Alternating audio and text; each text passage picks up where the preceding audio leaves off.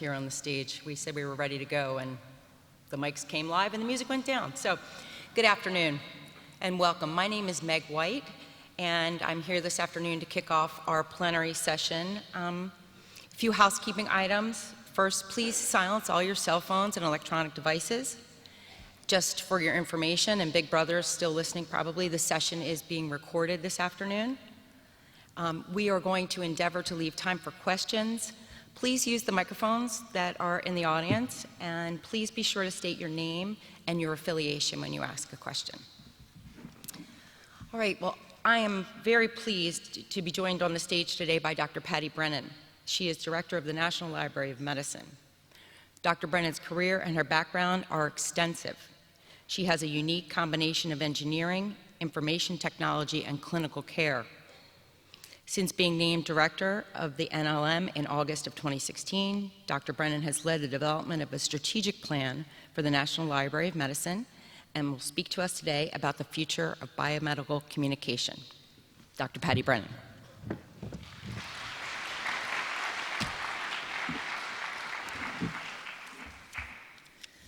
Good afternoon. You must be wondering, what's a medical library doing in this meeting today? Well, how many of you have had a health problem in the last 10 years? Okay, you need us. I will say not much more just yet, but I will tell you that the National Library of Medicine is the world's largest biomedical library. We are a part of the National Institutes of Health. We have 1,700 women and men that work together every day to bring you PubMed, MEDLINE+, clinicaltrials.gov, and to conduct research in data science and in the application of biomedical informatics technologies to clinical data. I'm extremely proud to be a part of a federal library, and I'm very delighted to be addressing this audience because I see intersections between the concerns of publishers, librarians, and federal libraries. We are not a lending library. We are a repository library. We do participate in interlibrary loan. We do have library cards still, by the way. You can get a library card to the National Library of Medicine, but mostly we serve as a resource to the world. We provide the largest bibliographic repository, PubMed. Many of you, I suspect, have run into that at one time or another. There are overall 30 million bibliographic citations in PubMed. We're adding 1 million a year. We also, though, as you look on the screen above you, we have a number of other products that are important to the world.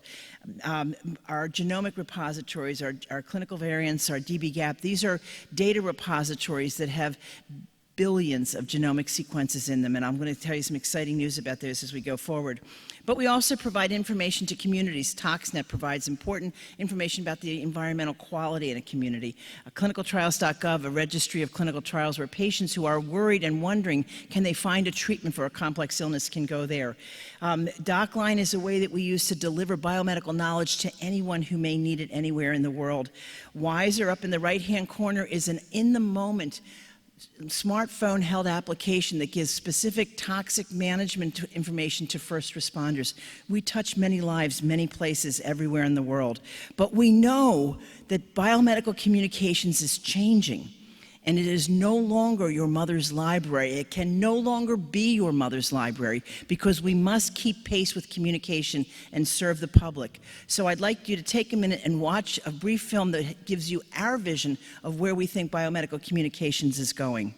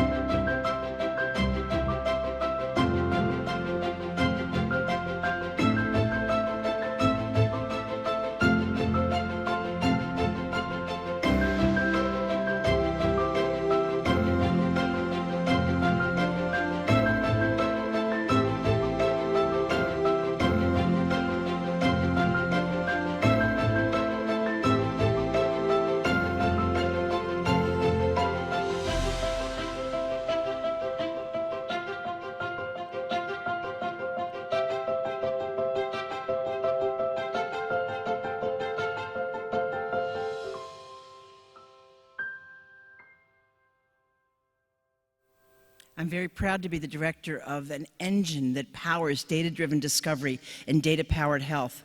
We have just launched our strategic plan. Our 10-year vision of what we will be doing are grounded in 3 key pillars. First, to accelerate discovery and advance health through data-driven research. Second, reach more people in more ways through enhanced dissemination and engagement. And third, to prepare a workforce, including the citizen workforce, for data-driven research and health. We envision a future where a library becomes not just a building or a website, but an ecosphere, as you see on the right-hand side, of interconnected digital research objects, where literature, protocols, study data, funding opportunities, pipeline and pathways for genomic assessments, all are interconnected. And the library's sweet spot, as many of you know, is in structuring underneath each of those ovals and in building the interconnections between them. I'm going to talk with you for the next 20 minutes or so about what the National Library of Medicine is doing to support biomedical communications in the 21st century. And I'm going to address 3 key aspects. First of all, improving the usability and access to the research literature. Our sweet spot, our strong point in the National Library of Medicine as a part of the NIH is to bring research knowledge together for the world. Second, to promote open science and data sharing. And third, to guide 21st century scientific communication. Now, the National Library of Medicine is almost 300 years old, and we're preparing for this through many conversations around the world. What we began and we will continue to be fundamentally a collection. But our collection is changing, and I heard some marvelous models this morning about the new collection. We have been custodians. People think of librarians as a place that holds things, and certainly preservation for the future, for future access, is a critical role of the library. But increasingly, we connect to our connections. And in the future, we have to focus on discovery on the fly, and as I heard this morning, building new collections based on the patterns of those discoveries. The National Library of Medicine is primarily bringing literature and knowledge and data into the hands of those who need this. But we need to improve the usability and access to the research literature. This is our interface to PubMed. I suspect many of you have looked at PubMed for your patrons, for yourselves, maybe for someone in your family. PubMed is an amazing resource, 30+ million articles, 2.5 million daily users, 2.5 million users every day, most of them not coming to our building, by the way, coming to us electronically, about 3 million searches and 9 million page views. But what we know is that 80% of the searches that are done on PubMed have more than 1 page of search results done, and 90% of the people who search PubMed never go to the second page. So if the article that you need or the article that you've published is on page 2, you're dead. We are now committed to improving search and improving retrieval by applying artificial intelligence and machine learning approaches. We want to first and foremost improve the search quality, make sure we bring the most highly relevant resources in an efficient manner to our users. But second, we need to improve usability. So what we are doing is adopting, out of the research from some of our intramural researchers, what we refer to as a learning to rank algorithm. Let me walk you through the diagram on the screen for just a moment. On the left-hand side, you see our 30 million citations, always in partnership with the publishers in an XML format that are tagged with keywords, maybe, and then have human indexing applying the mesh terminology to make the metadata useful for search. But we also are now tagging it with experience information. How often was this particular citation pulled up, for example, or what other citations were pulled up with this one? An individual launches a query at step 1. That query is exploded through our PubMed interface, and a series of what we call hits, matches, are drawn up, mostly running about in the area of between 500 and 2,000 hits for each one. We need to sort them better. Currently, we present them in reverse chronological order. That's not enough. We also, from that, then in step 3, apply our new AI algorithm to the first 500 search returns. The first 500 results are then resorted to create a best match what the user is looking for. And then from that, we monitor experience data. How often are those units searched on? How often are they clicked through, to make sure we're actually improving our algorithm and have ways to lead experience into improvement. So here's what is returned to an individual now. If you look at this screen, this is a standard PubMed search screen. On the right-hand side, you see a green box that has best match or most recent. We currently return most recent search, but we're getting the community ready for the fact that we have this best match algorithm available. So the red box you see in the center alerts the user to some articles that they may not find on the first page. Here's our best match. Here's what we think might be useful to you. Beginning in about 90 days, our default search will be the best match search, although you will be able to always get reverse chronological order searches return. Here's what our new interface is going to look like. There's 3 things I want to call your attention to here. First, again, look in the upper right-hand corner. You may toggle between best match and reverse chronological order. But second, each of our citations now has a small series of phrases underneath it. We call these snippets that show the match to your search phrase so that you don't have to click through to read an abstract to determine whether or not you want a particular article. On the left-hand side, you see a histogram. There's a slider bar underneath that histogram. It's a reflection of how many articles per year were published in that, according to that topic that you've requested. You're able to constrain your search to certain periods of time, thus allowing the user to have a better experience with PubMed. We're excited about this. You can see this today, actually, if you Google PubMed Labs, but we believe we'll be going live in about 90 days for this. We're still open to your input. Now, the world is moving towards data, and the world is moving towards openness. That is not a surprise to the audience here. I want to talk to you a little bit about what the National Library of Medicine is doing to improve and promote open science and data sharing.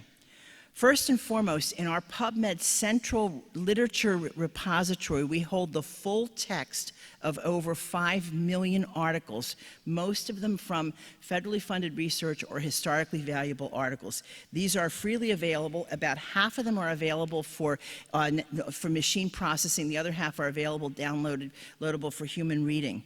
Within this PubMed Central Repository now, though, we are able to link data sets directly to articles, so the data in support of an article can be made available to an individual. We have 2 key repositories, our citation repository, PubMed, and our full-text literature repository, PubMed Central. Each of these provides a pathway to data. Within PubMed, our citation repository, we make link outs to Figshare. We make link outs to various public data repositories you see on the left side.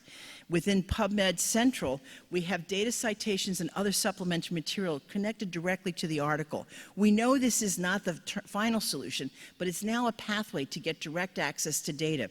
It's been a bit of an experiment to get our researchers to curate their own data. I will tell you they need a little help with this. Libraries have lots of work to do in the future. Almost all of what I've described to you so far is housed at the National Library of Medicine and can be downloaded by an individual through our FTP sites or through industries, which we also have partnerships with. But our genomic databases are growing so rapidly that the download is becoming impossible to support. So we have recently started to move some of our high-valued genomic data sets into cloud instances, into commercial cloud storage within Amazon, AWS, and Google Cloud. We have the first repository we launched was the Sequence Read Archive. The Sequence Read Archive is about a 12 petabyte repository of annotated sequences, genomic sequences that are now available that can be interrogated and operated on in cloud instances. We are also in the process of modifying our search and analysis algorithms, including the BLAST algorithm, which is a sequence alignment algorithm, to make these possible to run in cloud instances. Those of you who've started to migrate into cloud instances know it's not merely a matter of lift and shift. You have to restructure things. You have to find new pathways in.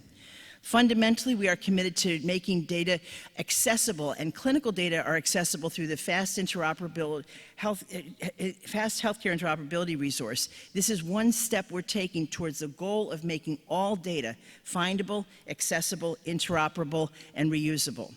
Now, I've talked to you about literature, I've talked to you about data, but what brings knowledge out of data are the analytical tools, the models we apply to data. The National Library of Medicine is questioning, how do we build a library of models? What characteristics, what is the grammar for models? What are the metadata for artificial intelligence models or machine learning algorithms? We are beginning to explore how to code and document and make accessible the analytical tools that one can use to operate on our resources. We believe that models must be described by key metadata or data elements, including the type, the purpose, the assumptions built when it was made, and also, most importantly, what was the intended use and can this model scale? Building analytical models takes millions of dollars of research investments, and if they're only useful for solving one problem, we've wasted federal dollars. So we need to know, how do we make models scalable, and when do we do that? That is a process of model verification and validation, and the library is becoming a partner with scientists and methodologists around the world to be able to make this happen. But we are deeply in a period of change, and I'm bringing the library along to improving the discoverability of the biomedical literature and through the literature data and through the data to models. I'm happy to be saying today we are announcing the launch of MEDLINE 2022. Those of you who've been involved in the library know we've been quietly working on this for a while. MEDLINE 2022 is an approach to make our literature more available more quickly, in a way that will accelerate scientific discovery. We're focusing on 3 key areas. First, curation at scale. Second, expanding metadata. And third, creating strategies that are efficient and connected. Our activities for creation at scale are all targeted toward that upper right-hand corner, having a citation index within 24 hours of it being deposited. We cannot do this without partnership with the publishers. We recognize that your ability to send us XML and properly tagged articles allows us to accelerate our indexing strategy. We must also recognize that human curation, a very expensive effort, very important effort, has to be preserved for those articles most in need of that. Second, to develop expanded metadata, we are focusing on optimizing metadata to support interconnectedness across our various resources and registry. We are focusing also on expanding the use of funders' metadata in our literature services. We heard this morning how important the funders are in open access and open data sharing. We need to make sure we have a way to support the funders in looking at and evaluating the impact of their resources. And finally, our emphasis on creating things in an efficient and connected way. We are enhancing the MESH vocabulary.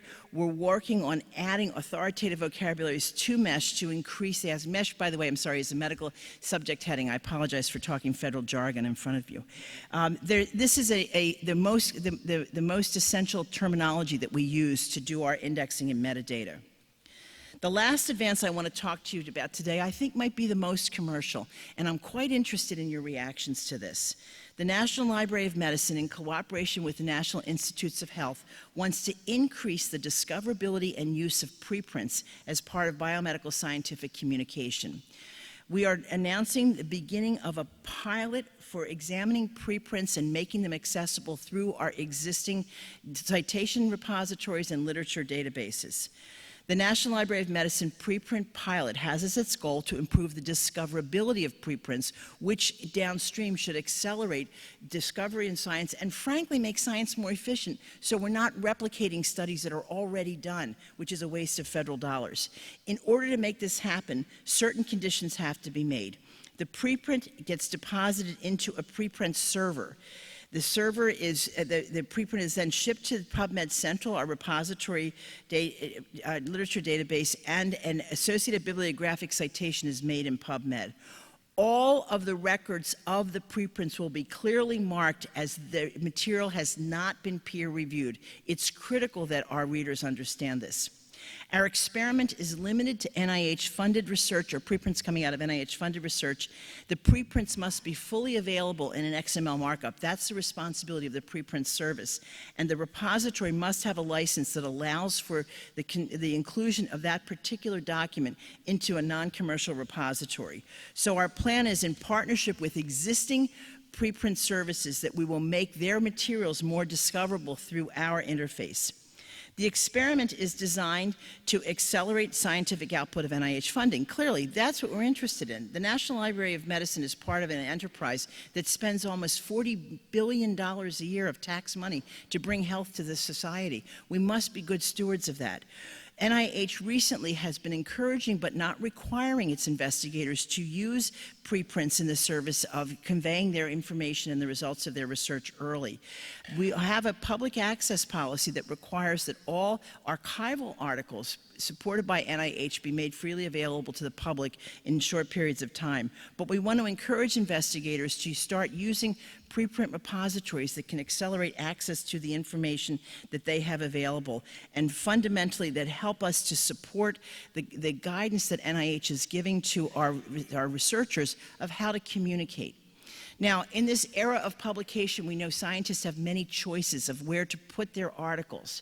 The National Institutes of Health remains committed to expanding access to the scientific literature, but we want to do that in a way that maintains the integrity of the scientific literature.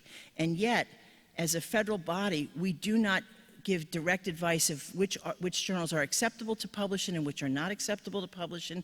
We do not maintain a whitelist or a blacklist, but rather the NIH has released guidance to its community to say that our publication policy is to look for journals, look for outlets that have rigorous editorial policies, have clearly defined ethics, have an emphasis on communicating in a scholarly way to the public. The National Library of Medicine is committed to working with partnerships as we develop our preprint experiment. It's absolutely essential that we maintain a relationship with the preprint service. We will not become a publisher. We will not become a preprint service on our own. As you notice, the preprint services that we are willing to partner with have the same criteria of good publication criteria that NIH has listed, that we need to have appropriate licensing. There must be rigorous, transparent policies and practices to address plagiarism, competing interests, misconduct, and fundamentally, the preprint service itself must maintain accurate records for the preprints and allow us to have a way to coordinate, that is, to align archival publications with various forms of preprint activity, including the development of and expanding use of open peer review. The National Library of Medicine is and will continue to be a trusted source of health information.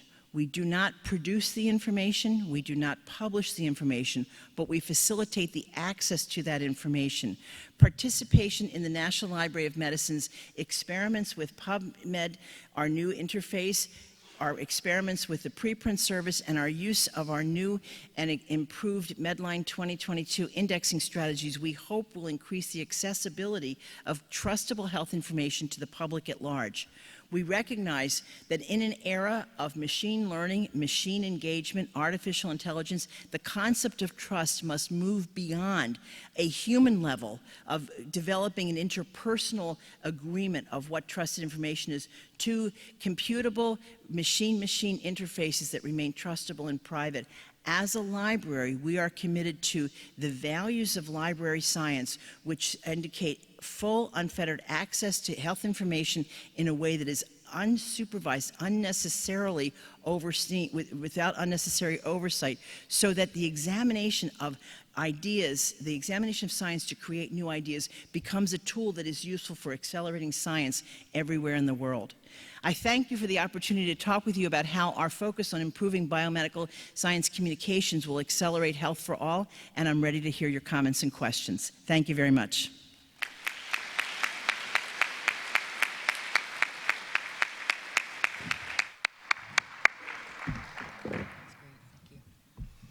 Okay, we do have about 15 minutes for questions. I know that this group is not shy, so I'm going to ask Anthony from the floor to please coordinate any questions. And just be sure to please state your name and your affiliation. Okay, I'm Anthony Watkins, and I'm going to ask a question. I'm very interested in the comments about open peer review. As you know, medicine is one of the areas where it is not always possible to have open peer review because of the nature of the work being done, recognition of the people, and so forth. How do you deal with this sort of thing? Impressing open peer review. I believe in it, incidentally. I'm not anti-open peer review. Thank you for the opportunity to comment on this.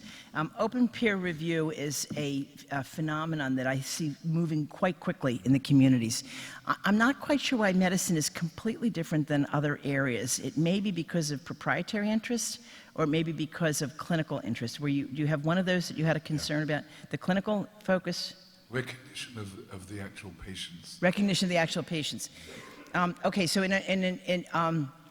the steps we have taken so far is we do have individuals posting peer reviews attached to their PubMed Central articles. So we are already beginning, at least allowing the opportunity for an individual to do that.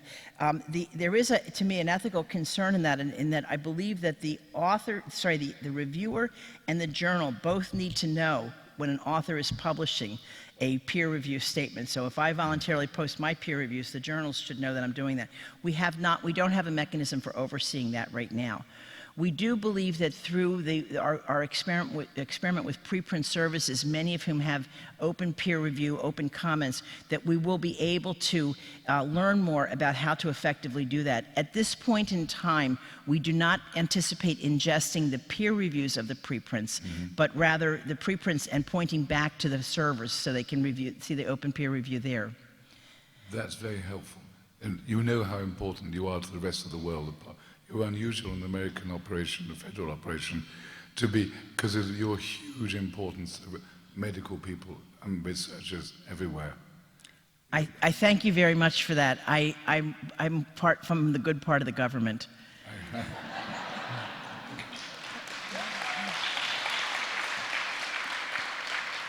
But for those of you who are taxpayers in the room, I need to let you know that we are good stewards of the federal dollar. The National Library of Medicine's budget is about $500 million a year. And you have a right to know that we are investing that primarily in a way that accelerates science and health in the United States. But as you well know, germs don't respect country boundaries. So we must engage with science broadly around the world. We have literature in our PubMed repository that points to journals that are in 50 different languages. In our clinicaltrials.gov repository, over 60% of the clinical trials that are listed are occurring outside of the United States. So we do have a strong commitment to an international focus on health as it expands the United States' responsibilities. We do often get asked, probably more often than I would like, of why do we have so many people from X country downloading things from a government website? We have a very good answer. We're a library. People should download things from our websites. And we have had tremendous support from Dr. Collins, the director of NIH, and Secretary Azar to maintain the importance of a library in the scientific discovery process. Thank you. Gentleman there. Name and affiliation. Kent Anderson with Caldera Publishing Solutions and also the editor of The Geyser. So I'm not a fan of preprints, and if you want to attend a debate later today, you can hear my side of the story. I've done a lot of analysis around them and found them actually lacking. They don't do a lot of what people think they do. There's not very much post-publication peer review or post-posting peer review. And a lot of the preprints never actually see peer-reviewed publication. Right. I assert that they're corrosive to the idea of peer review because they give authors almost all of the upside of publication without forcing them to go through peer review.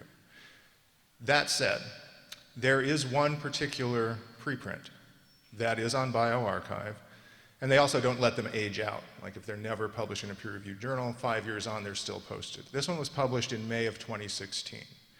It has to do with cell phones causing brain damage. It was a $25 million government study that came through the NIH. It has been never published in a peer-reviewed journal. It has been rebutted and refuted by the American Cancer Society. It is still on bioRxiv. I see nothing in what you said that would make it that you're not going to index that as if it is still a valid scientific document because it received government funding. And part of the reason it was put on as a preprint was simply because the government spent so much money and the authors had to punt it somewhere and show that they got some result. No journals accepted it. The American Cancer Society refutes it. How will you treat that? So this is a very fair question. Begin first by saying science is self-correcting. So I guarantee you that there are citations in PubMed that say things that we no longer believe. For example, that stress causes ulcers. So we do know that over the periods of time, science is self-correcting. Our experiment with preprints is in part designed to determine how do we put in place the proper checks, the proper identification and pathways to what constitutes quality when we have lost the intermediary that the publishers provide us, which is the peer review process. And You're bringing up a point that is significant.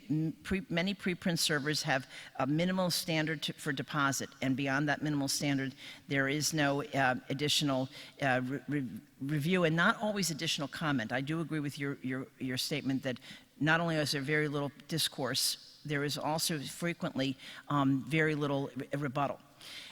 But this in itself does not mean that we should not be touching the literature. Our responsibilities from our federal legislation, which is our enabling legislation in 1956, was to gather the knowledge of the world for medicine and for biomedicine and health, not to vet the knowledge. So our mission is to promote access to, so the scientific community itself can do the vetting. Now, go ahead. So to my yes or no question, you will be indexing this paper that the American Cancer Society has refuted and that has never been published in a peer-reviewed journal after 3 years plus of being on a preprint server. Well, because it's already there, I'm not sure we're going to go back that far. So I can't say that specific paper. But should that paper be published now? Yes. Now, we have a responsibility. It is a very thin line to walk. When something is discovered through a federal service, many people believe the federal government has vetted that as being true and accurate, good, and possible. We frankly run into this a lot more with our clinicaltrials.gov repository, where we have self-defined statements of clinical trials, some of which have led to some harm. Many of you may have seen articles in the last 2 years about the harm that has been caused by that. We take the important step that the library must produce the access for science to have the conversation. Okay, is there anybody here from Cold Spring Harbor? I saw there was somebody earlier. Yes, please. Please. So glad you're here. My name is Manfredi Lamanna. I am an economist from the University of St Andrews in Scotland. And it's difficult not to be impressed by the work that you do. But I want to inject a word of criticism. Imagine this scenario. I am an emergency medicine doctor in sub-Saharan Africa. And what I see is that the lack of open access leads to closed coffins. Yes. How are you helping me? The preprint idea is terrible. But one small change would make it incredibly good. Change for preprint to author-approved manuscript. The world will be a better place. Thank you. I will take that suggestion back to our team. Let me speak to you about access to the literature. There are 6 criticisms that I receive on a regular basis. Our interfaces are terrible, et cetera, et cetera. But one of them is we provide people with a teaser. We say, here are your PubMed citations, and here's a great article, just what you need, but it's behind a paywall, and you can't get it. So we're doing several things. We must work in partnership with the publishing community. So we are working and watching carefully Plan S, the various approaches to open access. We're working with NIH to understand how NIH can accelerate open access. First. Secondly, we do work very closely with Sub-Saharan Africa. We have 2 operations. One is called the African Journals Partnership Project, and the second is what we consider an emergency access relationship. Several of the publishers have engaged in an emergency access relationship such that when there is an emergency, and during the Ebola crisis was one of them, the paywall was dropped for certain sectors of the world. We have to monitor very closely that doesn't violate other responsibilities, but for Sub-Saharan Africa in particular, the paywall was dropped for a set period of time. We are encouraging PubMed Central to be a repository of full open access. Right now, we would like to increase the number of journals, and we were working closely with publishers about alternative models that may allow articles that have aged out of the embargo period to be made more publicly available there. One of the key questions that I have for the publishing community is how we can partner best in a way that leads to access to the NIH-funded work, which is what we're most concerned about, while expanding that access to funders from other resources. Now, the PubMed Central does serve as the archive for several other funders, including the Gates Foundation, Howard Hughes Medical Institute, the EPA. So we do have a broader set than simply NIH-funded activities there, but we would like to work across the government to improve cross-government funded accessibility. We are watching closely the work of the Office of Science, Technology, and Policy with the possibility of an executive order related to open access, and that may actually give us even more guidance in the future. Thank you.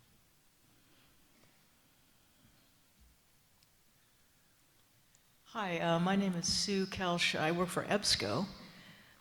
We have great respect for the NLM. Thank you. Could you talk a little bit about your staff? You mentioned your budget a second ago. I had never heard that before. And how many are you, and where are you located? Is it mostly in Washington, D.C.? And how many of those folks are working on some of your initiatives, for example, this preprint one that you mentioned? That's a very good Thanks. question. Thank you very much. Our actual budget in fiscal 19 was $441 million. So, and that budget supports 1,700 staff. There's 1,700 staff, about 780 are federal staff members, that is, they're permanent federal employees, usually in the GS service or the Title 42 service. The rest are contract staff. We work with several contractors. So what the mathematics should be going in your head right now is about 50% of my staff work for a contracting company, but work on site with us. We are primarily located in Bethesda at the NIH campus. If you've ever seen the NIH campus, it used to be a golf course, so you can picture a golf course. We're at the clubhouse out on the corner of the street, and the rest of NIH is a good half a mile away. Sometimes that's a good thing, sometimes it's not a good thing. We are the front door to NIH. And most people know NIH through the National Library of Medicine's resources, but we need to work closely with the NIH to make sure that the resources we provide are supportive of science broadly. Keith Codgel is here. Keith heads the National Institutes of Health Library. That is the service library that provides the resources specifically for NIH investigators. Interestingly enough, of the 1,700 or so people that work with us, we have about 100 librarians. It stunned me when I saw that number. We have 350 computer scientists. We have a good number of people whose responsibilities are broadly in communications and communication and outreach. We have one physical plant at the NIH, 2 buildings. They both leak. I'm in the process of generating a building plan. Any of you had to build a library, please give me your advice, because it's really hard. On the federal dollar in particular, because I can only use this year's money each time I spend, so we have to do lots of creative financing. We have 5 other sites around the Bethesda area that house some of our different program areas. In addition to that, we are very proud to say, and I've got some members here today, 7,200 members of the National Network of Libraries of Medicine. The National Network of Libraries of Medicine is the human workforce that brings the NLM into every community and census district across the country. If you look at our map, there isn't a state that we don't have an outpost in. And these public libraries, federally qualified health centers, academic health center libraries, hospital libraries, are a way to bring the NLM's resources into the community, and frankly, to help translate the community's needs back to the NLM. We have a research program. We conduct research in universities and college, and we also have training, doctoral training programs. That's about $75 million a year. We have an intramural research program that's about $30 million a year. Studies computational biology. Some of the very early work that was done that made CRISPR-Cas possible was done at the National Library of Medicine by exploiting our data repositories. I'm very proud to be the director there. Yes, one more. Hi there. Oh, great. I'm Annalisa Taylor, and I'm a librarian at the University of California, San Francisco. And I actually was very encouraged to hear that you will be doing this pilot, including preprints and PubMed. And I understand the concerns about non-peer-reviewed research being included in an index such as PubMed, but I think that the fact that you're indicating that they are non-peer-reviewed is really key, because that's not always done in some other indexes that do include preprints. And I think the fact that NIH is already encouraging its researchers, its awardees, to use preprints and to include them in grant applications and progress reports, you know, it just makes sense for them to be included in PubMed. Yes. And I think the fact that these preprints are already freely available elsewhere, I mean, it's not like people won't find them outside of PubMed. So to me, it makes perfect sense, and I think it's very encouraging. I'm glad to hear that they're going to be included. I did have a question, when this question came up about a particular preprint, is how far back you'll be going as far as preprints that'll be indexed in PubMed, and whether there will also be any linking to the final published article or not. So these are two very important questions. I don't believe at this point in time that we anticipate going back, but rather beginning and going forward. But I had Katie Funk, who, as many of you know, is actually coordinating this experiment. And that particular decision will in part be a conversation with the preprint services. And by the way, I identified bioRxiv and Nature, Springer Nature up here as examples. We have certainly had conversations with both of those groups. We do not have agreements set in place right now, but they are interested in finding out how we can work together. So I don't want to jump the gun on Cold Spring Harbor.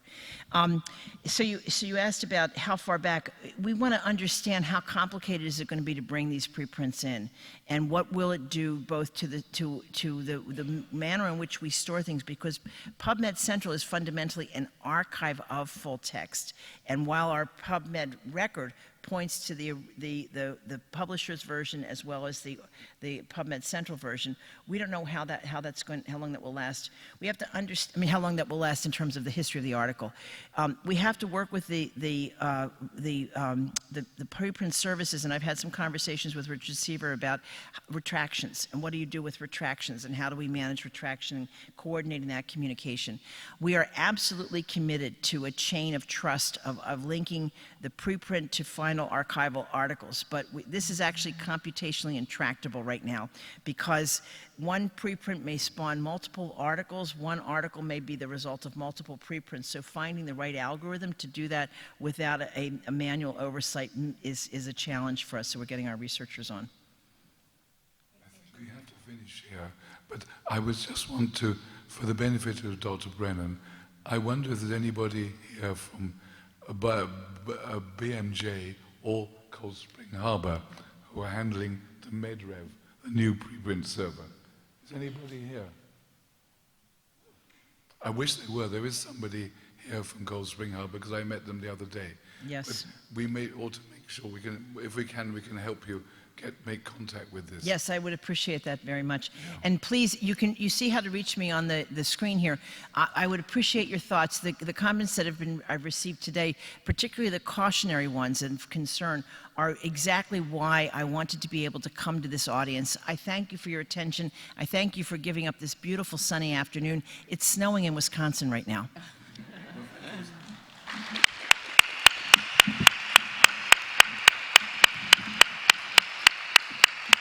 And for those of you interested, I'm just going to call your attention to Dr. Brennan's blog, which is Musings on the Mezzanine, which gives you updates will give you updates into some of the initiatives that she discussed today if you're at all interested in follow-up. So we thank you for your time.